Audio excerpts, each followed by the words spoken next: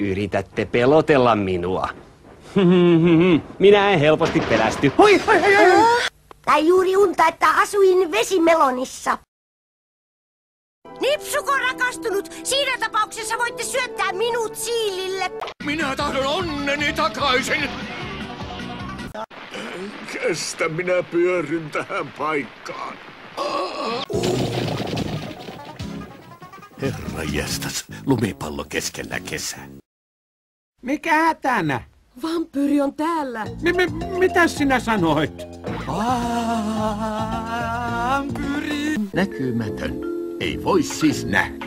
Ai kakku. Minä seisoin tässä näin ja sitten... Olisiko se mahdollisesti siirtynyt sedän vatsaan vai? Muistin juuri, etten ole syönyt eilisen jälkeen muruakaan. Mikä kurina, mikä kurina? Hopsikai, apua!